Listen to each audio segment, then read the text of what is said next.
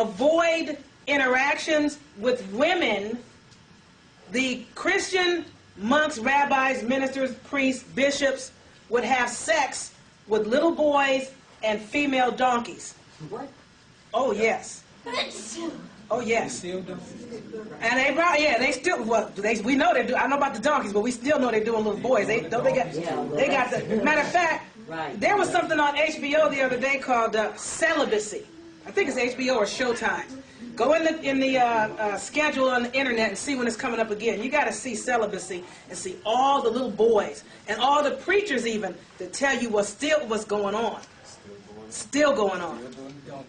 But it doesn't matter to you if you don't know that being Christian means that you're a part of that. Most people that are Christians don't know that it has anything to do with the Pope or Roman Catholic. You can't tell the average Christian that they're under the jurisdiction of the Pope. Even if you show it to them in a dictionary that says all Christians are under the jurisdiction of the Pope and the church is any Christian believer, yada, they're not buying it, they're not getting it. Okay? So, you had to give these people your sons, because the problem was in the Vatican, or in the religion itself, they want to keep all the wealth and the riches with the church. If in fact the preachers, ministers, rabbis, bishops have children, then these are heirs that can't have the right to inherit. They don't want any heirs that can inherit anything. They want it all to stay with the church. Do you understand? So what occurred was the sex with animals, the sex with children, a lot of incest, and they also used to have a lot of preachers that had children with prostitutes. And a lot of these children are individuals that eventually became some popes and bishops and whatever themselves. But in order to stop that, they came up with this whole vow against celibacy, vow against sex, which is the vow of celibacy, to avoid having any more of these little bastardized children with prostitutes and whatever that can come up and say, well, you know, I want my daddy's money, or whatever. You understand? All right. Y'all okay? Now,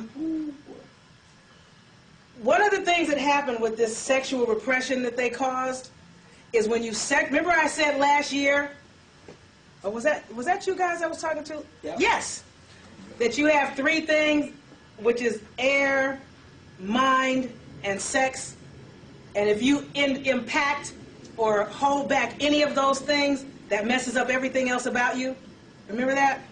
Well, maybe it's on the lecture for you, those of you that get any of the DVDs. There are some for sale on both of the tables back there from last year's lecture. But as a result of this sexual repression, one of the things that occurred is these people have become every evil thing they preach against. That repression has resulted in one of the things that they also like to do was walk around whipping themselves. They call that self-flagellation or flogging yourself. They'd have these whips and they'd walk around and they'd beat themselves. So when they came up on our people, it wasn't no big old deal to, you know, beat the hell out of my brothers and sisters. And everybody thought it was about slavery. It had nothing to do with that. It wasn't about that at all. Flogging themselves or flogging and whipping others, killing others, being involved in this filth, pedophilia, which is sex with children, pederasty, which is sex with little boys, coprophilia, which is loving filth, stealing lands, peoples, name it, murder, incest, torturing people, and shedding all this blood. That was one of the ways that they got their jolly rocks off. That's the way to have an orgasm for them. Do you understand? In other words, if you can't have sex and you become what they call somebody that's sadistic, and you just always beat the heck out of somebody, you're getting off on that. At some level of your being, you are getting a thrill there, which means there's something wrong with you that needs to be worked on. A lot of people don't look at themselves so they can level out their being. You have to level out all levels of yourself so you don't have these aberrant dysfunctions. And that's not to say that people that have a dysfunction that you're all bad. It means you need some more work. Now the difference is, melanated people are okay with work. Pink people don't want to work. They just want to take the seeds of your work and the fruits of your labor. So anyway, they exploit, abuse, torture, and oppress women, children, the elderly, the poor, and people that are heavily melanated. That's their whole key. Now, one of the things that they're going to do, well, let me skip past that. Let me tell you the rest of this. Another way to move up in the Christian ranks, it was to donate your land, your riches, or your wealth, or any land and riches. That's why a lot of people would come around the world taking land from other people, like coming here, for example, taking the Americas and giving them to the church, so they could get in. That moves you up. If you don't have a little boy to give them, well, then give me some land that you took from somewhere. Especially land, you know, it could be your land, but they really like land you took from someone else. Okay? Now, if you take it from a heretic, look up heretic. A heretic is one who practices heresy. And the word heresy is defined as to choose. One who chooses. So in other words, they had a problem with people that wanted to make their own decision and make their own choice. Isn't this a free will world? Aren't you supposed to be able to make a free will choice? Choice was anti-Christian. Did you guys look up heretic? And then go to heresy. Get in the brackets, you will see that it means to choose or make an intelligent choice.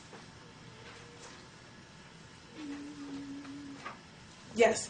I just wanted to elaborate on that donating of their sons to society to move up. The gentleman who started the cop show after his son was kidnapped. Adam Walsh. His son, he's part of a Masonic order. His son was given up as part of a ritual, and they played it off as a kidnapping. And that's why he's founder of that cop show. Whoa. And a very wealthy man today. And there's several other people like him. That Benet Ramsey case is another one. That's why the kids are never found. Amen, for them to be found. They're not going to be found because they've been given over to that particular order for rituals. And the Ancestors wanted me to make sure you guys were aware of that as well. They said, for me to make sure you understand, because people are like, why are all these Hollywood entertainers and actors and these pink homosexual couples adopting our children? They need to adopt our children because, one, they have these sexual rituals, they have these torture rituals, and they have these Mangala-type experiments that they have to do on the children to what you call fracture and shatter their minds so they can compartmentalize their minds. Because a child, when you torment a child, you splinter their mind. And that is in order for the child to protect themselves. When you do something horrendous to a child, they will lock that in a little closed place to sort of separate themselves from the pain of what you put them through and try to forget about it. That's the only way they can move forward, is to people that have been molested, raped, even adults. If you've been misused or mistreated, as a child or an adult, in prison or whatever, you're either going to wind up on drugs or strung out, or you're going to have to lock that away somewhere in order for you to function, or you'll become very dysfunctional. Multiple personality right. disorder. And that does create a lot of symbols, yes. That Angelina Jolie is one also. As you can see, she can play various roles, and And in order to do that, you have to have something going on to take on all these different personalities anyway. But they wanted you guys to know that they're doing that because, one, something's supposed to occur where Europeans will not even be able to remain on the surface of the planet at some point, because it's going to continue to get hotter and hotter. The only people that will be able to remain on surface is melanated people, because melanin is a superconductor, a super microchip, a supercomputer, and a super processor. And with melanin, even though they have the hole in the ozone layer and the ultraviolet radiation levels keep climbing to the point of being what they call dangerous, for melanated people, because you have melanin, as the ultraviolet radiation levels climb and increase, the protective capacity of melanin just increases and keeps up. So the danger goes up, melanin just goes up. Goes up, melanin goes up. So whatever's going on, a lot of melanated people tell me, oh, it's hot outside. I'm like, man, you can get in the sun. People that are running around look like us got umbrellas, they don't get it. When you're melanated, now it's uncomfortable to be in a hot car or in a hot house or enclosure. But for melanated people to be in direct sunlight is a supercharge for your battery. Now, initially, you may find a drain and feel tired because the sun is baking out a lot of toxins, especially that they're giving you in the water, the food, the meat, the toothpaste, and the different things that they're doing, the sprays. You know, you get the fatigue because the sun